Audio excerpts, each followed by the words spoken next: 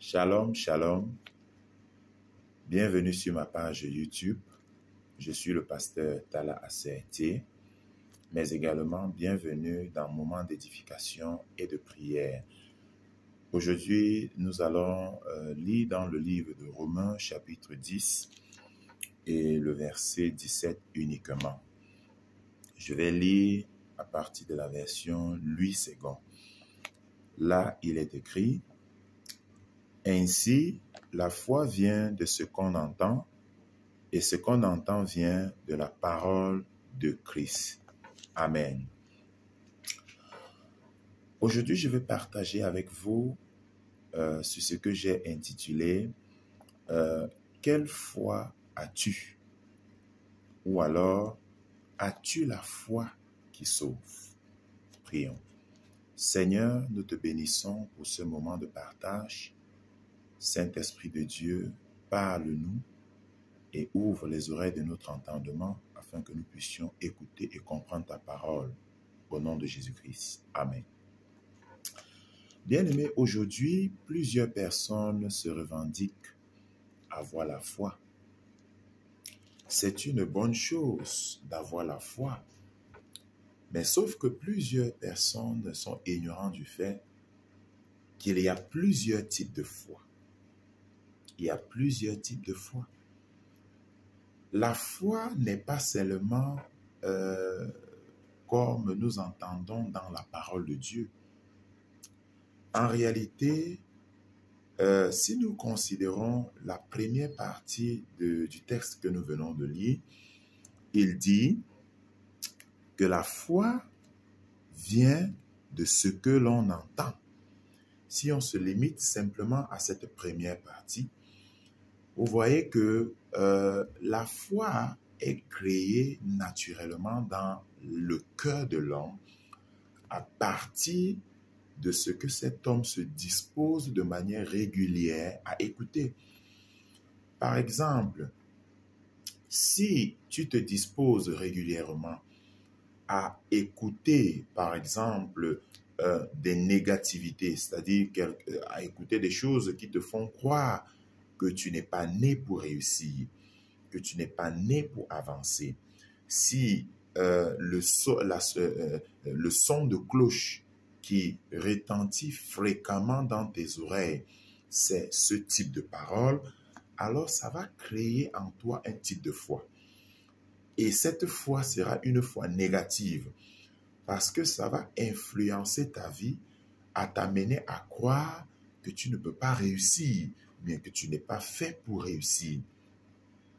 Si, par exemple, il y a un proverbe et un proverbe que nous avons écouté souvent, qui laisse croire que, qui dit, si tu passes ton temps à juger le poisson sur sa capacité à grimper un arbre, alors le poisson passera toute sa vie à penser qu'il est nul, ou à penser qu'il est bête, ou à penser qu'il ne peut rien faire. Ça, c'est ce que ce proverbe dit. Or, en réalité, quand nous regardons le poisson n'est pas fait pour grimper un arbre. Le poisson est fait pour nager.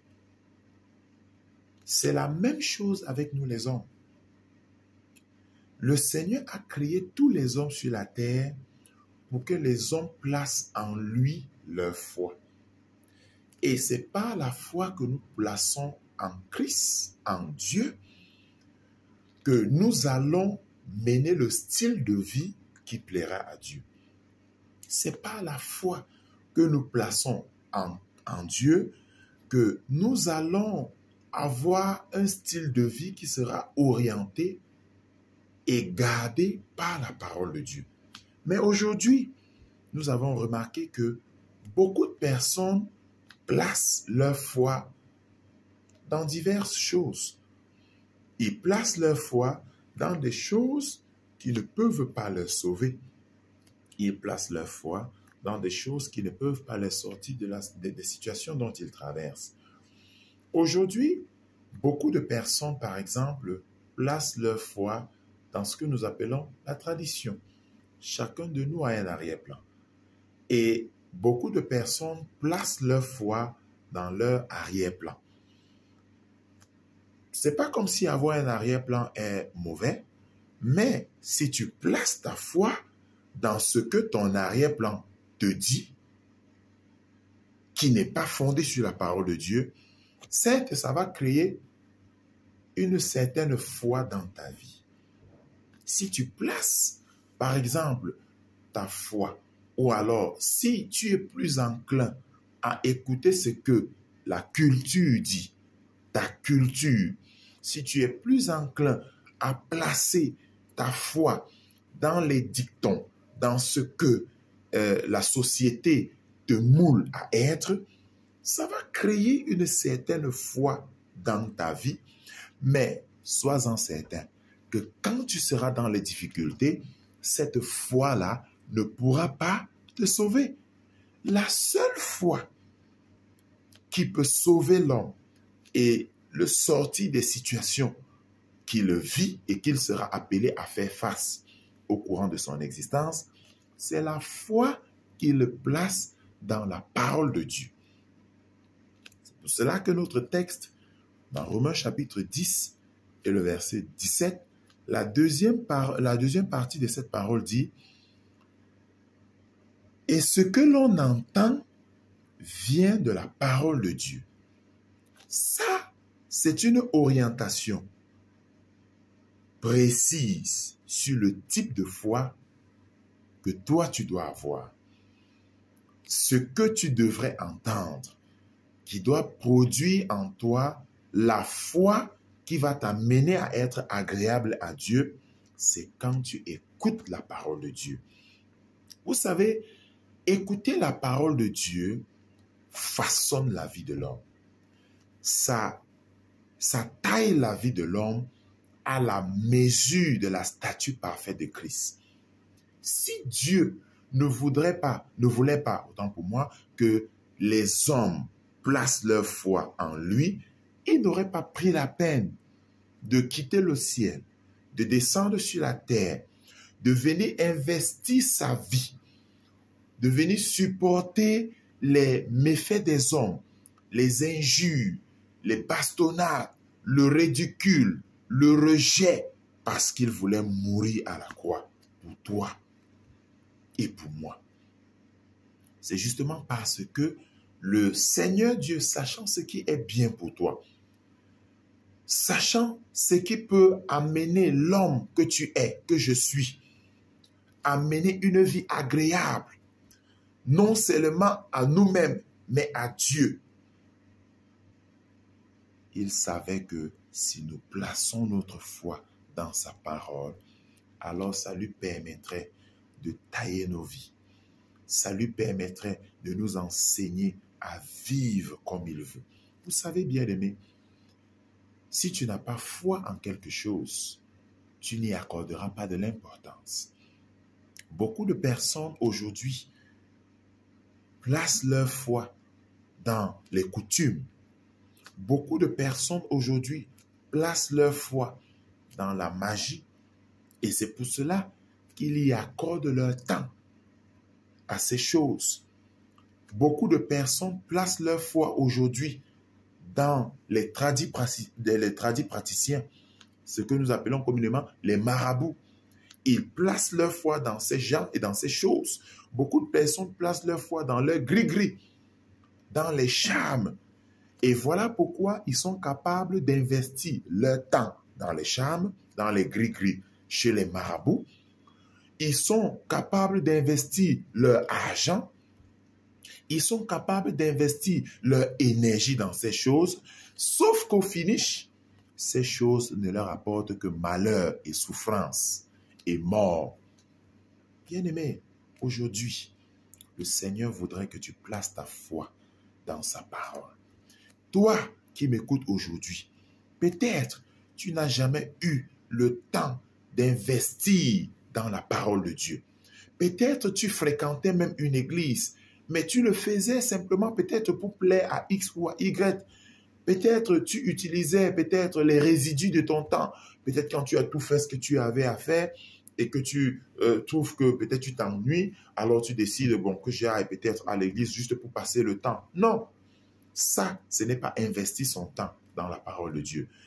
Peut-être tu n'as jamais eu le temps même de sortir ton argent pour acheter une Bible. Peut-être tu as même une Bible, mais tu ne trouves jamais du temps pour la lire. Alors, c'est le moment de commencer. Le Seigneur t'interpelle par ma voix à commencer à accorder du temps à sa parole. Parce que la situation que tu vis, rien ne peut t'aider si ce n'est Dieu.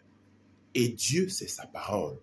Tout ce que tu as besoin pour t'en sortir dans cette situation, tout ce que tu as besoin pour résoudre ce problème se trouve dans la parole de Dieu qui est fermée et placée quelque part dans l'armoire dans ta maison, ou quelque part dans ton sac, ou quelque part sur la table de ton bureau.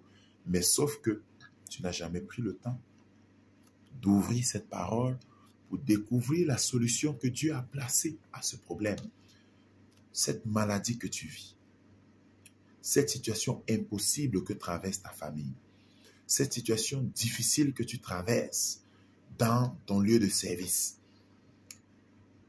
la solution se trouve dans la parole de Dieu que tu n'as pas encore lue. Alors mon frère, ma soeur, prends du temps. Prends du temps. Même si ce n'est que 30 minutes chaque jour pour lire la parole de Dieu, pour méditer, c'est-à-dire que pour avoir cette acquaintance avec la parole de Dieu, tu ne vas pas perdre. Tu ne vas pas regretter. Mais au contraire, tes pensées vont changer. Toi qui as les pensées de suicide, c'est parce que tu as longtemps écouté des pensées, tu as longtemps écouté des choses qui te font penser que le suicide est la seule solution à ce que tu traverses. Mais je te dis aujourd'hui, le suicide, ce n'est pas la solution. Mettre fin à tes jours ne va que commencer les réelles souffrances dans ta vie. Aujourd'hui, je te propose, au nom de Jésus-Christ, d'ouvrir la parole de Dieu, d'aller dans la maison de Dieu, de trouver une église où tu vas aller et écouter la parole de Dieu qui va t'amener à changer ton style de vie. Et tu vas voir que toi qui veux mettre fin à tes jours, le Seigneur n'a même pas encore commencé avec toi. Il y a beaucoup de choses que le Seigneur veut accomplir avec toi. Mais parce que tu n'as pas pris du temps pour investir dans la parole de Dieu, pour investir ton temps à connaître ce que Dieu a écrit dans son testament pour toi. Voilà pourquoi tu souffres. Voilà pourquoi tu es au bord du suicide. Non. Le Seigneur te dit, il a des grands projets pour toi. Dans Jérémie chapitre 21, 29 et le verset 11, il dit qu'il connaît les projets qu'il a pour toi. Et les projets qu'il a pour toi, ce sont des projets de bonheur. Ce sont des projets pour t'amener à un avenir meilleur, te donner de l'espérance. Alors, cette foi ne peut être créée en toi que si tu prends du temps à partir d'aujourd'hui pour commencer à lire dans la parole de Dieu, pour prendre du temps pour connaître la parole de Dieu, pour aller dans la maison de Dieu, pour te faire enseigner la parole de Dieu. Mon frère, ma soeur, je vais prier pour toi. Le Seigneur t'aime. Après avoir écouté cette parole, la foi ne peut venir que si tu entends la parole de Dieu. Et pour commencer dans ce processus, il est important, si toi, tu n'as pas encore reçu le Seigneur Jésus dans ta vie, il est important que tu confesses Christ, que tu ouvres ton cœur à Christ, que tu l'invites dans ta vie. Alors, si tu veux commencer ce chemin avec le Seigneur, tu vas répéter cette prière après moi. Dis, Seigneur Jésus, merci pour ta parole. J'ai écouté ta parole en ce jour et je me rends compte que j'étais très loin de ta parole. Mais aujourd'hui, je reviens à toi. Je t'ouvre mon cœur. Viens dans ma vie. Sois mon Seigneur. Sois mon sauveur personnel. efface mon nom dans le livre des morts et écris mon nom dans le livre de vie de Jésus-Christ. Tiens-moi par ta main et marche avec moi tout au long de ce chemin jusqu'à ce que tu reviennes me prendre. Au nom de Jésus-Christ. Amen. Je vais prier pour toi. Seigneur Dieu, je remets cet homme, je remets cette femme, je remets ce jeune homme, je remets cette jeune dame qui a confessé, Seigneur, Christ dans sa vie à cet instant. Je prie que ton sang les lave et les purifie. Je prie, ô Dieu, Seigneur, que toi tu les tiennes par ta main. Seigneur, que ton sang les purifie, que tu leur montres le chemin, qu'ils marchent tous les jours de leur vie avec toi, Seigneur, et qu'ils connaissent le bonheur qu'ils n'ont jamais connu. Au nom de Jésus-Christ. Amen. Alors, bien-aimés, maintenant je vais prier pour que le Seigneur t'accorde la grâce de développer l'amour pour sa parole. Sa parole qui va créer la foi dans ta vie. Seigneur, je prie, je remets cette personne qui m'écoute dans cette situation, cette personne qui a longtemps cherché à résoudre, Seigneur, ses problèmes de ses propres moyens. Papa, aujourd'hui, par la puissance dans ta parole, je prie que cet engouement, je prie, ô Dieu, que cette soif, Seigneur, pour connaître ta parole, descend sur eux. Seigneur, descend sur elle, descend sur lui. Seigneur, et qu'à partir de maintenant, Papa, qu'il éprouve un nouveau désir, Seigneur, pour te suivre, Seigneur, pour méditer dans ta parole, pour lire dans ta parole, au nom de Jésus-Christ. Papa, que tout ce qui aura de doit constituer, Papa, un manque d'intérêt, Seigneur, un dégoût quant à ta parole, Seigneur, que cela soit extirpé, que cela soit déraciné, au nom de Jésus-Christ. Merci, Seigneur, pour allumer, Seigneur, dans leur cœur, un nouveau désir, un nouveau feu, Seigneur, Papa, pour ta parole, au nom de Jésus-Christ. Amen. Je vais encore prier pour toi. Toi qui m'écoutes, tu es en train de vivre des situations et tu te demandais si le Seigneur pense encore à toi. Mais aujourd'hui, je vais te dire, le Seigneur pense à toi. C'est pour cela qu'il t'envoie cette parole pour te sortir de ce problème, pour te sortir de cette situation. Alors je vais prier. Je ne sais pas quelle est la situation que tu traverses, mais je vais te dire que qu'en soit la situation, je peux ne pas connaître, mais Dieu connaît. Je peux ne pas te connaître, mais Dieu te connaît. Et en vertu de ce moment que tu prends pour écouter cette parole, le Seigneur va agir. Seigneur Jésus, je prie. Je remets cet homme, je remets cette femme, Seigneur, dans ce pays, dans cette ville, dans ce quartier, Seigneur, qui traverse ce moment difficile. Seigneur Jésus-Christ, ça fait déjà 1 an, ça fait déjà 2 ans, ça fait déjà 6 mois, Papa, que cette personne vit cette situation tragique. Papa, et cette personne est désemparée, est abattue, est découragée. Je prie maintenant, par la puissance dans le nom de Jésus, que ce découragement soit brisé de ta vie au nom de Jésus.